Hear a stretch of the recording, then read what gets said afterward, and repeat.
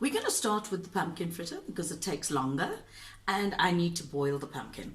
So you can use a white pumpkin, as my aunt calls it, a green pumpkin, or as she says, it's better to use a butternut because the butternut does not have water.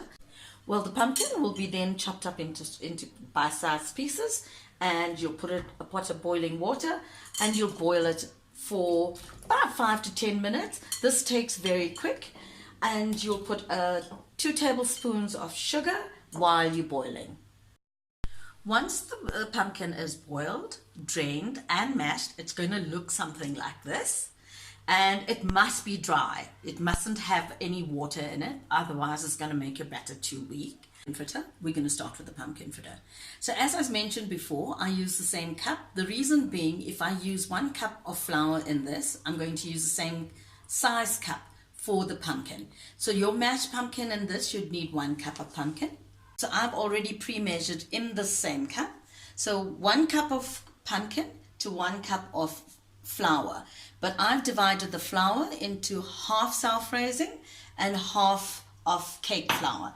Reason being is because it gives you a fluffier texture with having it in both.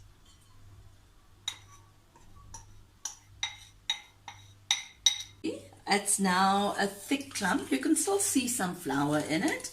I'm going to add a little bit of milk, just a little, about 2 tablespoons. It's still too thick. So the consistency you want is a thick batter. So you'll add, you can see I'm keep adding milk until I feel the right consistency.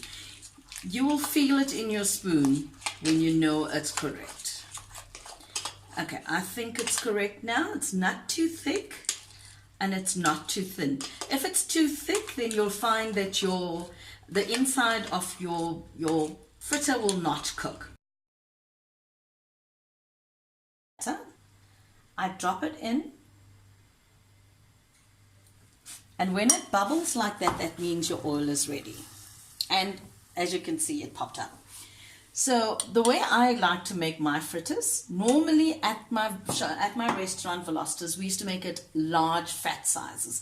I like dainty and small, so I will make it small. So I just use a tablespoon and just drop a few blobs into there. Don't worry about your shapes, it's all cool. It's not supposed to be absolutely round. As you can see, it's nicely golden brown. It takes very quickly, and if it does that, you should rather lower your stove because that means that it's not going to cook inside. But once it's golden brown, take it out on a paper towel and have it ready and cook. Okay, so your pumpkin fritter will look like this. As you can see, they're not even, it's not supposed to be professional.